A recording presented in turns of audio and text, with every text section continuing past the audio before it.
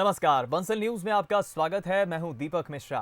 मध्य प्रदेश में उपचुनाव को लेकर सियासत अपने चरम पर पहुंच रही है। कांग्रेस जहां लगातार सरकार पर निशाना साध रही है, तो वहीं बीजेपी कांग्रेस के हर वार पर पलटवार कर रही है। उपचुनाव को लेकर रणनीति पर दोनों दलों में मंथन लगातार जारी है। बंसल न्यूज भी पूरी तरह से तैयार है अपने दर्शकों को हर चुनावी अपडेट देने के लिए। दिन भर की हर चुनावी खबर लेकर हम हाजिर हैं। हमारी खास पेशकश 24 का चक्रव्यूह में।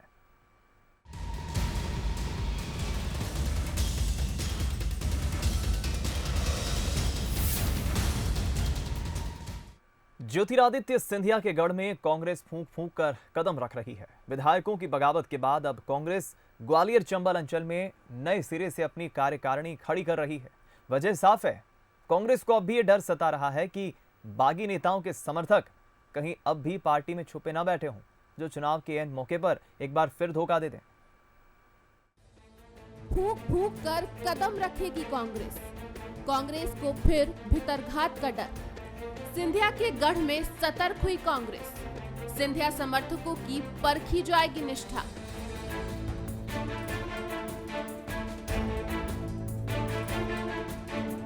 मध्य प्रदेश में कांग्रेस अपने विश्वास का खामियाजा सत्ता से बेदखल होकर भुगत चुकी है।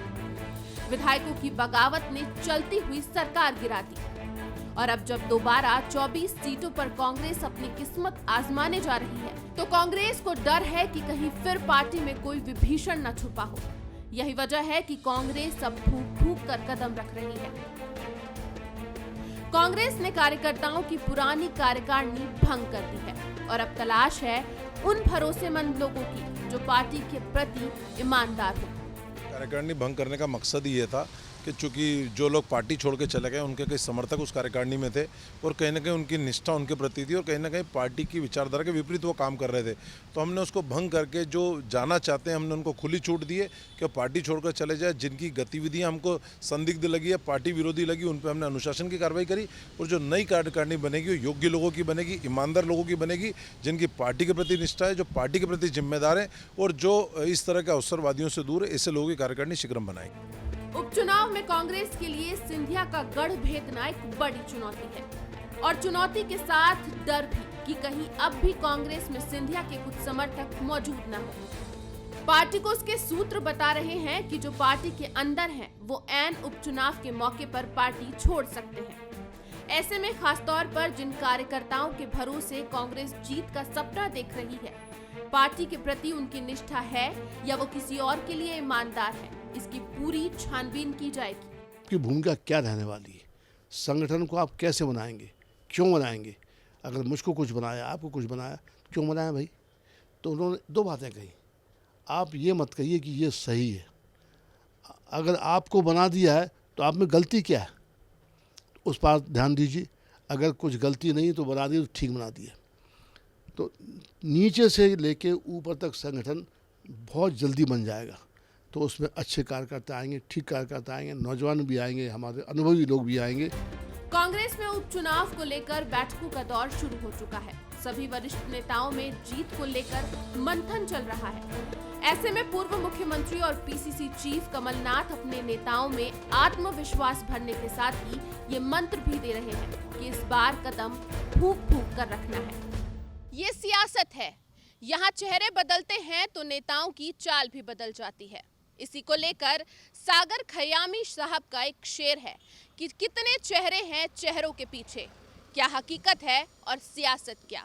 शायद यही वजह है कि कांग्रेस को बेहद सतर्कता से कदम उठाना पड़ रहा है, खासतौर पर ग्वालियर चंबल इलाके में। कैमरा पर्सन आशीष खरे के साथ कुमार शर्मा, बंसल न्यूज, भोपाल। 24 के चक्रव्यूह में अब बात प्रदेश की सबसे चर्चित सीट इंदौर की सांवेर विधानसभा सीट की। इंदौर जिले की सांवेर विधानसभा में बीजेपी और कांग्रेस की प्रतिष्ठा दांव पर लगी है। मंत्री तुलसी सिलावट जहां ज्योतिरादित्य सिंधिया के दम पर सांवेर का किला फतेह करने का दम ठोक रहे हैं, तो कांग्रेस भी सिंधिया की घेराबंदी के जरिए सांवेर के रण को जीतने की रणनीति पर काम कर रही है। ऐसे में सांवेर का संग्राम काफी दिलचस्प होता नजर आ रहा है। देखिए हमारी ये रिपोर्ट। सांवेर के संग्राम में कौन मारेगा बाजी, कांग्रेस और बीजेपी में कौन पड़ेगा भारी। सांवेर में दिलचस्प होगा उपचुनाव का संग्राम। तुलसी सिलावट और प्रेमचंद गुड्डू ने संभाला मैदान। एमपी की 24 सीटों पर होने वाले उपचुनाव को लेकर सियासत गर्मा रही है। 22 सीटों पर सिंधिया समर्थक पूर्व विधायक की चुनाव लड़ेंगे।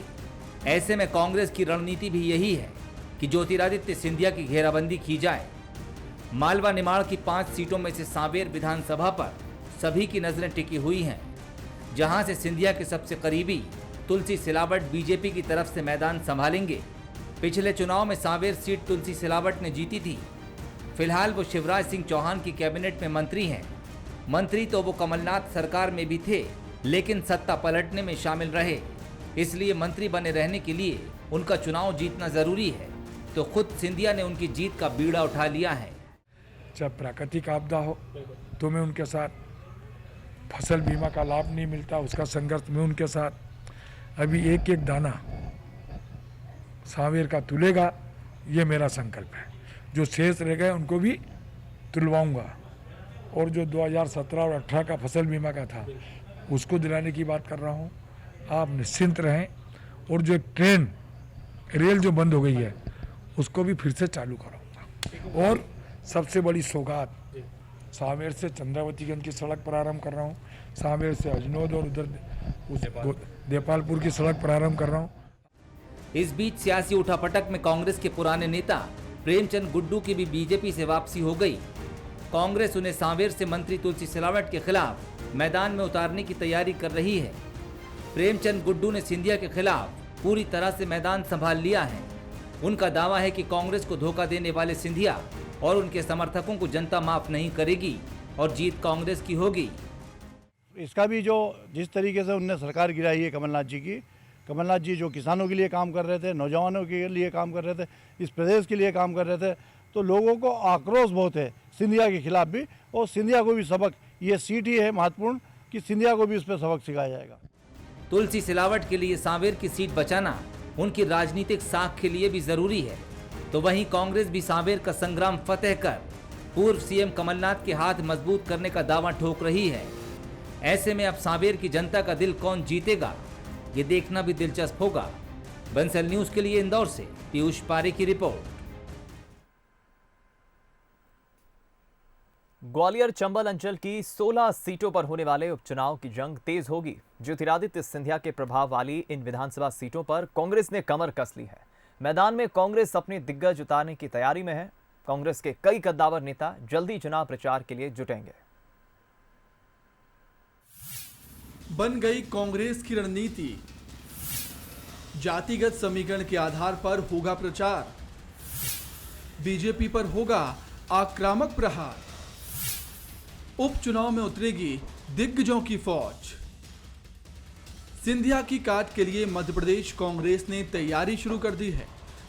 कांग्रेस चुनाव प्रचार के अभियान को आक्रामक रख बीजेपी के खिलाफ मोर्चा खोलेगी। ग्वालियर चंबल सीटों पर पूर्व सीएम कमलनाथ ने कांग्रेस के वरिष्ठ नेता दिग्विजय सिंह और फूल सिंह बरैया चुनाव प्रचार अभियान की कमान संभालेंगे। इसके अलावा पूर्व मंत्रियों को भी चुनावी कैंपेन का जिम्मा भी सौंपा गया है। इनमें पूर्व मंत्री जयवर्धन सिंह, लाखन सिंह, जीतू पटवारी, विजय लक्ष्मी साधो, तरुण भनौत भी ग्वालियर चंबल अंचल में डेरा जमाएंगे। कांग्रेस पार्टी जातिगत समीकरणों के आधार पर प्रचार का ताना बाना बुन रही है। चर्चा है कि मुरैना जिले की 2 विधानसभा सुमावली और मुरैना सीट पर गुर्जर समाज का अच्छा प्रभाव है, इसलिए यहां सचिन पायलट को प्रचार में उतारा जा सकता है। इस तरह चंबल में जिन इलाकों में यादव बाहुल मतदाताओं की संख्या ज्यादा है, वहां कांग्रेस अरुण यादव और सचिन यादव दोनों को जिम्मेदारी सौंप सकती है। इसके अलावा कांग्रेस की रणनीति ये भी है कि जहां कांग्रेस शासित राज्य हैं, वहां के मुख्यमंत्रियों को इन 24 सीटों पर चुनाव प्रचार के लिए विशेष रूप से आमंत्रित किया जाएगा। कमलनाथ, राहुल गांधी और प्रियंका गांधी को भी मध्य प्रदेश में चुनाव प्रचार के लिए बुलाने की प्लानिंग कर रहे हैं। जो पूर्व मंत्री हैं हमारे, जो कांग्रेस पार्टी के सीनियर लीडर हैं और जो पूरे प्रदेश में संगठनात्मक क्षमताओं के धनी लीडर हैं हमारे, उन सबको इस चुनावी समर में हमारे लीडर कमलनाथ जी भेजेंगे और वे अलग अलग किस्म की दक्षता अपने राजनीतिक जीवन में लिए हुए हैं, तो उनका पूरा दोहन पार्टी करेगी और वैचारिक तौर पर राजनीतिक सौहार्दता को कायम रखते हुए हमारा यह चुनाव बड़ा आक्रामक होगा। उधर बीजेपी ने भी कांग्रेस की काट के लिए अपने दिग्गज नेताओं को मैदान में उतारने का मन बना लिया है। लिहाजा बीजेपी ज्योतिरादित्य सिंधिया को सामने रखकर ग्वालियर चंबल अंचल की 16 सीटों पर उन्हें स्टार प्रचारक बनाकर उपचुनाव में उतारेगी। मुख्यमंत्री शिवराज सिंह चौहान, गृह मंत्री डॉक्टर नरोत्तम मिश्रा, केंद्रीय मंत्री नरेंद्र सिंह तोमर, जयभान सिंह पवैया, अनूप मिश्रा जैसे कद्दावर नेता उपचुनावों में प्रचार करते हुए नजर आएंगे। देखिए, हमारे यहाँ हर विधानसभा की कोर कमेटी बन गई है, हर विधानसभा का प्रभारी प्रदेश ने नियुक्त कर दिया है। माननीय गौरी शंकर बिसेन जी हमारे ग्वालियर पूर्व के प्रभारी हैं, माननीय जयंत मलैया जी पूर्व मंत्री हमारे ग्वालियर विधानसभा के प्रभारी हैं। प्रदेश के स्तर पर प्रबंधन समिति बन गई है, संचालन समिति बन गई है और विधानसभा वार भोपाल में हमारी बैठकें भी हो चुकी हैं, यहाँ की कोर कमेटी की बैठक भी हो चुकी है और मतदान केंद्र स्तर पर बैठकों का दौर प्रारंभ हो गया है। निश्चित तौर पर हम पूरे कमर कस के चुनाव के मैदान में जाने वाले हैं। तस्वीर बिल्कुल साफ है। इन उपचुनाव में कई नेता जनता को रिझाने के लिए मैदान में उतरेंगे। जो जितनी बेहतर तरीके से जनता तक अपनी बात कह पाएगा, उसे उतना फायदा उपचुनावों में मिलेगा। यानी आने वाले समय में ग्वालियर चंबल में राजनीतिक सरगर्मियां तेज होंगी और नेताओं की गाड़ियां दौड़ती हुई नजर आएंगी। दोनों ही दलों में कड़ी प्रतिस्पर्धा देखने को मिलेगी। ये देखना दिलचस्प होगा उपचुनाव में कौन बाजी मारेगा। प्रहलाद सेन, बंसल न्यूज, ग्वालियर। ग्वालियर में पूर्व मंत्री प्रद्युम्न सिंह तोमर ने बीजेपी के कद्दावर नेता और पूर्व मंत्री जयभान सिंह पवैया से उनके घर पहुंचकर मुलाकात की। दरअसल प्रद्युम्न सिंह तोमर बीजेपी ज्वाइन करने के बाद पहली बार जयभान सिंह पवैया के घर पहुंचे थे। बता दें कि प्रद्युम्न सिंह तोमर की यह मुलाकात गृह मंत्री नरोत्तम मिश्रा से मिलने के तुरंत बाद हुई है। हालांकि जयभान सिंह पवैया ने इस मुलाकात को बेहद औपचारिक मुलाकात बताया। उन्होंने कहा कि कांग्रेस के पास तो उम्मीदवार ही नहीं है, कांग्रेस हमारे लिए कोई चुनौती भी नहीं है। वहीं पूर्व मंत्री प्रद्युम्न सिंह तोमर ने कहा कि हम जनता के सामने मजबूती के साथ अपना पक्ष रखेंगे।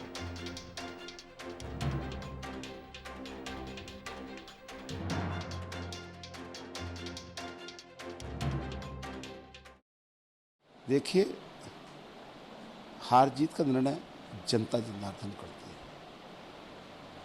हम ताकत के साथ अपना पक्ष रखेंगे, ये हमें विश्वास है। और अगर हमने गेहूं बोए होंगे तो गेहूं काटेंगे, अगर कांटे बोए होंगे तो कांटे काटेंगे।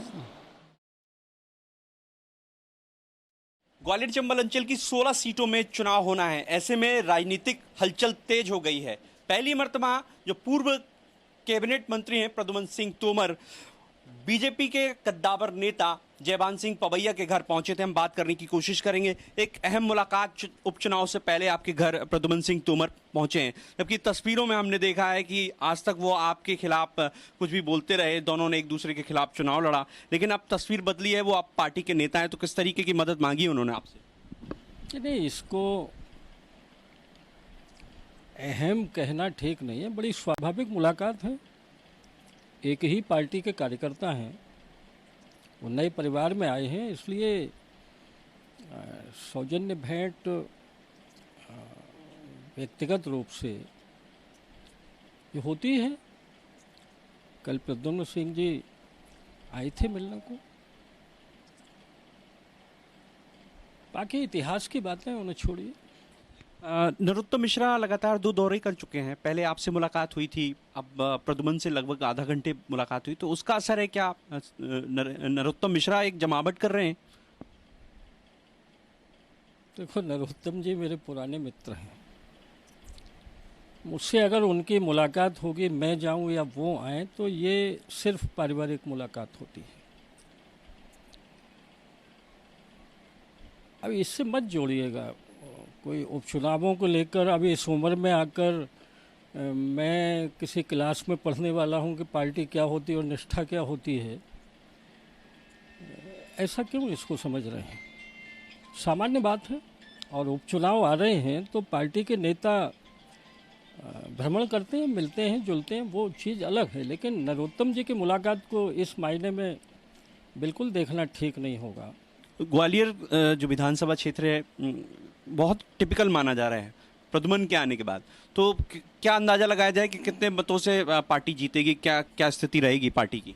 देखो, अधिकांश सीटें हम जीतेंगे, रीजन में ही जीतेंगे। और उसकी वजह मैं पहले भी बता चुका हूँ कि कांग्रेस कंगाल हो गई। यहाँ कांग्रेस के पास उम्मीदवार नहीं है और मुझे लगता है कि चुनाव आएंगे और निकल जाएंगे, कांग्रेस तलाशती रह जाएगी। ऐसी भी कोई राष्ट्रीय पार्टी होती है जिसके पास एक सक्षम उम्मीदवार नहीं मिल रहा हो विधानसभा में? कार्यकर्ताओं को उंगली पर गिनने लायक कार्यकर्ता कांग्रेस में बचा है। जिला कार्यकारिणियाँ बनाने के लिए चेहरे नहीं मिल रहे हैं। वो कांग्रेस हमारे लिए चुनौती नहीं हो सकती है। बिल्कुल, ये थे बीजेपी के कद्दावर नेता जयभान सिंह पवैया। उनका कहना है कि कल प्रद्युम्न सिंह तोमर उनके घर आए थे, बहुत सहज मुलाकात हुई है। हालांकि उनसे जब पूछा गया कि नरोत्तम मिश्रा जिस तरीके से एक्टिव हुए हैं ग्वालियर चंबल अंचल में, क्या ये उसका असर था, तो उन्होंने इसे इनकार करते हुए कहा कि जो कोई व्यक्ति कमल का फूल लेकर अगर उनके हाथ में आएगा, उनके हाथ में अगर लेकर आएगा, वो उसके साथ हैं और पार्टी पूरे प्रदेश में भारी मतों से जीतेगी। कैमरामैन करण बारसी के साथ प्रहलाद सेन, बंसल न्यूज, ग्वालियर। मध्य प्रदेश में उपचुनाव का पारा धीरे धीरे चढ़ता जा रहा है। तारीखों का ऐलान होना बाकी है, मगर तैयारियां दोनों तरफ से तेज हो चुकी हैं। बीजेपी ने चुनावी सभाएं शुरू कर दी हैं तो कांग्रेस में बैठकों का सिलसिला चल रहा है। दोनों तरफ से रणनीति बनाई जा रही है, लेकिन सवाल यह है कि किसकी रणनीति किस पर भारी पड़ने वाली है। बदनावर के सैकड़ों कांग्रेस कार्यकर्ता बीजेपी में शामिल हो गए। बदनावर से सिंधिया समर्थक राजवर्धन दत्तीगांव ने कांग्रेस छोड़कर बीजेपी का दामन थामा और अब उन्हें यहां से टिकट मिलना तय है। उपचुनाव में इसे बीजेपी की रणनीति के तहत देखा जा रहा है। न केवल बदनावर बल्कि बीजेपी ने उपचुनाव के लिए सभी सीटों पर जमावट शुरू की है। कहीं रूठों को मनाने का सिलसिला जारी है तो अब सभाएं लेना भी शुरू कर दिया है। सीएम शिवराज ने सोमवार को सांची विधानसभा में चुनावी सभा लेकर प्रचार का आगाज कर दिया और कांग्रेस पर जमकर हमला बोला। बीजेपी का दावा सभी 24 सीटें जीतने का है। दूसरी तरफ कांग्रेस में बैठकों का दौर शुरू हो गया है। सोमवार को पीसीसी चीफ कमलनाथ ने विधानसभावार बैठकों का सिलसिला शुरू किया। सोमवार को कमलनाथ ने ग्वालियर पूर्व और आगर मालवा सीट के समन्वयक और पदाधिकारियों से मुलाकात की तो मंगलवार को भमोरी और मुंगावली सीट के विधानसभा प्रभारियों से मिले।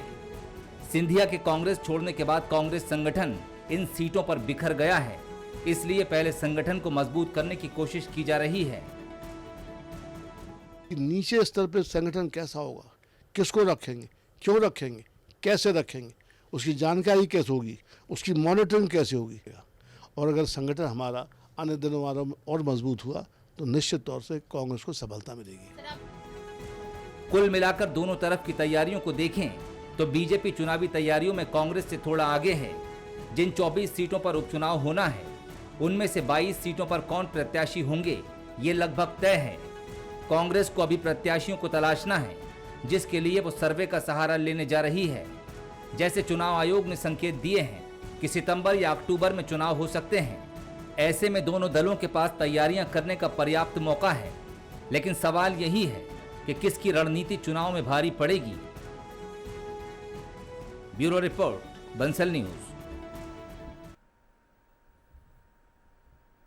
मध्य प्रदेश की सियासत में अब वीडियो वॉर शुरू हो चुका है। अब दिग्विजय सिंह सीएम शिवराज के 1 साल पुराने ट्वीट को लेकर एफआईआर दर्ज करवाएंगे, जिस पर बीजेपी ने दिग्विजय को लेकर पलटवार किया है। कांग्रेस के वरिष्ठ नेता और पूर्व मुख्यमंत्री दिग्विजय सिंह ने अपने ट्विटर अकाउंट से एक ट्वीट किया।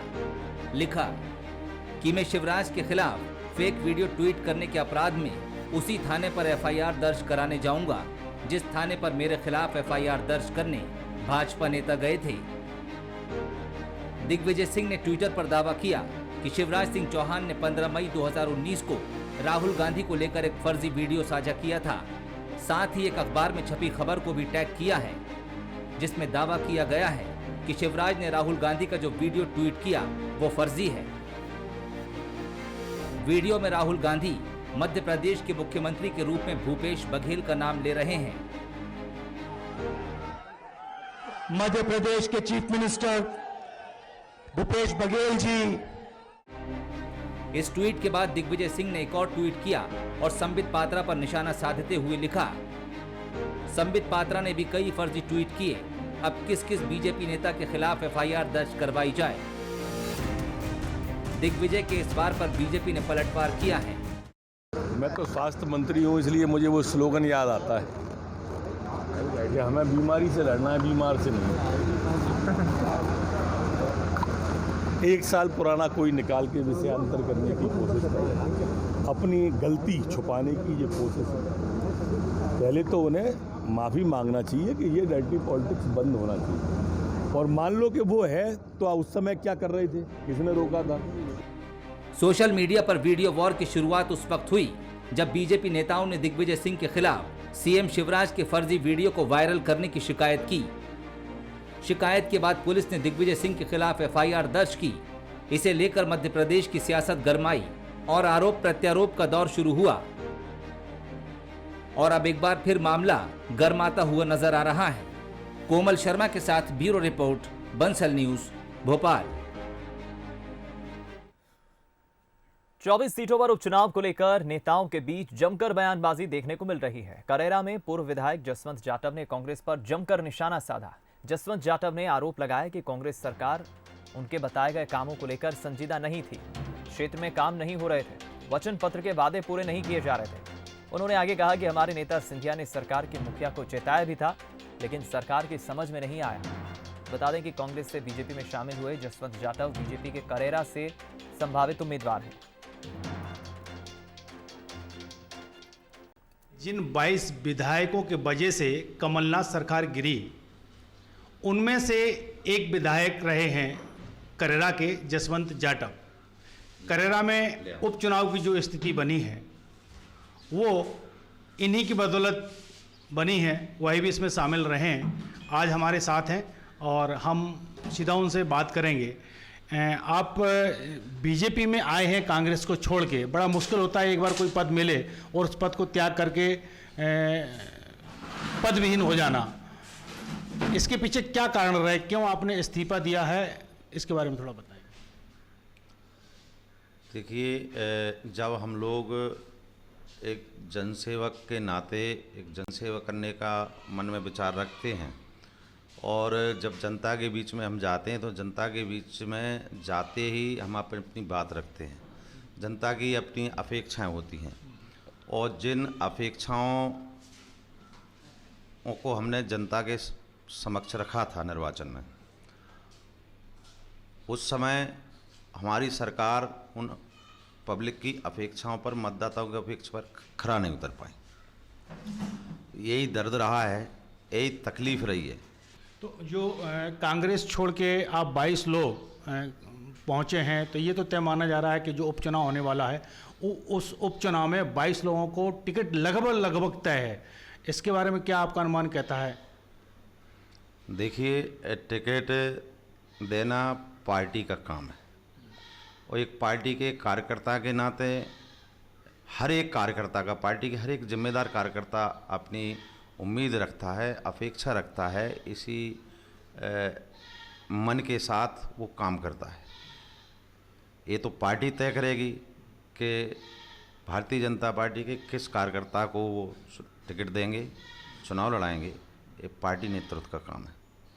नहीं, कहीं ऐसा नहीं लगता कि ये पहले से तय है कि जिन विधायकों ने इस्तीफे दिए उनको तो टिकट मिलना ही है, और जो पार्टी में पहले से लोग टिकट की उम्मीदवारी पाले बैठे थे कि हमें टिकट मिलना चाहिए, और चूंकि आप नए आए हैं और आपको टिकट मिलता है, तो ऐसे में बेतरघात की संभावना कितनी मानते हैं आप? देखिए, भारतीय जनता पार्टी संगठनात्मक पार्टी है, संगठन के आधार पर आधार वाली पार्टी है, अनुशासित कार्यकर्ता है इसका। अभी जो आप देख रहे हैं इस करेरा विधानसभा क्षेत्र में चुनाव के प्रमुख मुद्दे क्या रहेंगे? देखिए, मुद्दे तो आपके सामने पड़े हैं।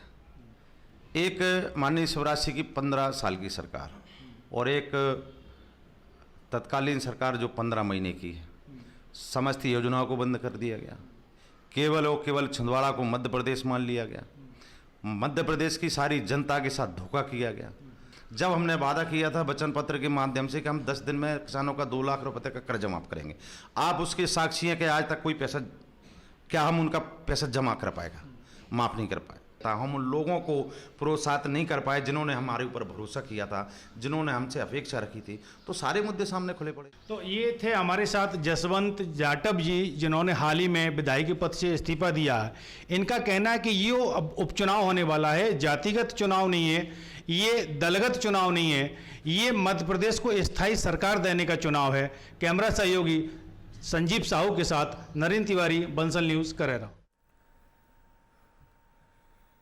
इसी के साथ 24 के चक्रों में फिलहाल इतना ही। दीजिए इजाजत, नमस्कार।